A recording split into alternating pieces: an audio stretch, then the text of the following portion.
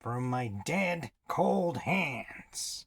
Isn't that what Charlton Heston said at the NRA meeting, National Rifle Association meeting? This is going to be brief. Still dealing with the thing to my mouth that's going on here. And thanks everyone that's been helping me out through this idiotic time that I'm going through.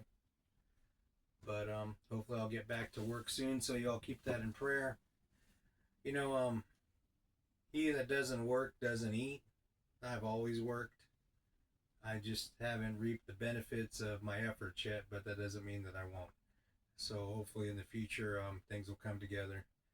Well, they say that a righteous man sows and is something about many waters. I don't know. I don't remember, guys. It's been a long time, and I've forgotten a lot of stuff, so just forget I even said that.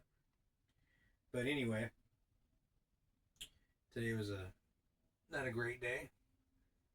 Found one of my one of the wild feral cats that are I think it was one of the regular cats. I'm not sure if it was. I would like to think that it wasn't. It's probably the one I call Big Boy that was out here, but I'd like to think it's not him. But I had to bury him today because I found him in the backyard with a hole in his leg and a hole in his gut. So something had bit him and attacked him. So yeah, that's what happened today. Haven't seen the raccoon, but I know he's around here somewhere. But no, I'm going to be very brief today. We're talking about church history. We talked about the tribes only briefly. Haven't really got into that stuff yet. You know, Peter had a part to play. Paul, any mail that's going to be for the New Testament church, you will find in the writings of the Apostle Paul.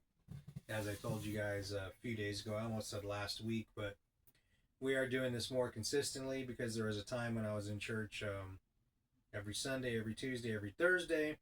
And actually, it was more like every Sunday, Tuesday, Thursday, Wednesday, Friday, and Saturday and Monday. But anyway, we're doing this now on Sunday, Tuesday, and Thursday. And we'll see where God takes it. Like I said, I won't be building a church unless God builds a church. I won't be building a work unless God builds the work. There was a time when he gave me a vision, and he gave me I don't want to say like a vision like a prophet would see, but where he gave me an image of what I was supposed to do.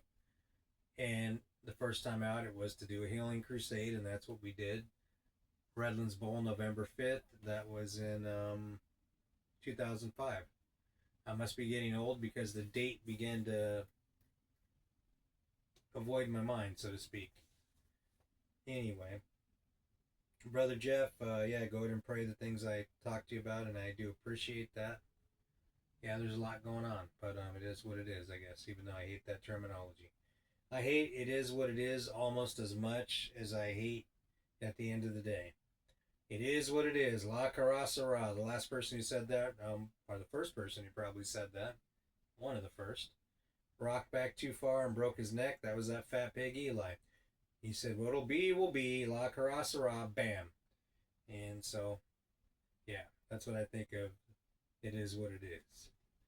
But anyway, so any mail that's for us, let's get off of that ridiculous topic and where I was going with that.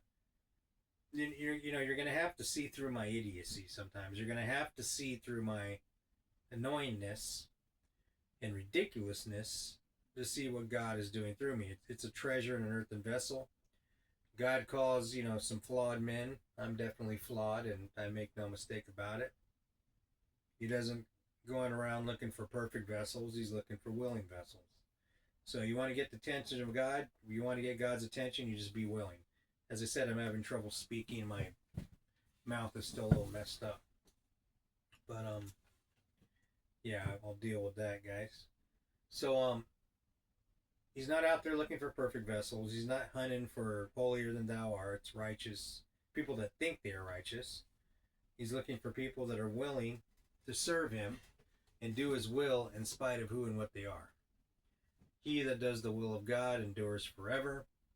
not he that has the right religion, or he that says the proper things or dresses the right way. No, it says he that does the will of God endures forever. You could inadvertently be not doing the will of God and think you are. The Apostle Paul thought he was doing God a service by killing Christians. He thought he was doing the right thing, when in fact he was persecuting the early church, and Jesus Christ himself had to appear to him, blind him on the road to Damascus, and say, Saul, Saul, why do you fight against my will? Why do you fight against me? Why do you kick against the pricks? The translation says. And he says, who art thou, Lord? Who are you? Lord, he says, I am Jesus of Nazareth, whom you persecute. And he said, holy crap, holy smoke. Oh no, he fell on the floor and he was blinded. And everything came into focus at that point, and you realized that Jesus Christ was indeed the Messiah, that he rose from the dead, that the fishermen that followed him were not just morons that did not know what they were talking about, that he stoned an innocent man named Stephen, that he sanctioned the stoning of Stephen, holding the coats, basically typifying, showing that he agreed with the fact they were stoning him. He says, I sanctioned the stoning, I heard the blasphemy myself. But then he comes to the realization, he comes to the knowledge that Stephen was in fact right. Jesus Christ is the Son of God. He is God in the flesh. He's the Word of God. He came down. He is the Messiah. And so he went a complete turn.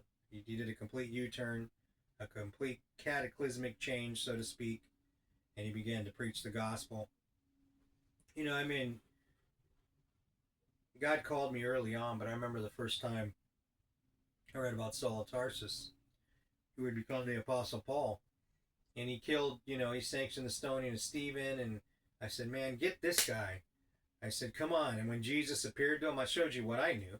I knew God called me, but I didn't know anything in the Bible. I didn't know nothing. And Jesus is coming to appear before Paul on the road to Damascus. And I said, yeah, he's going to kill you now, dude. You're going to die. And then he calls him, blinds him, and uses him for his glory. And I'm reading this, and I'm like, wow. So this is awesome.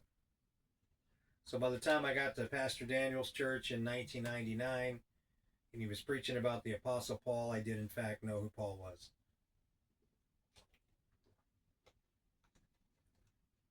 I did not come into church as a complete idiot or a complete moron or a complete person who knew nothing.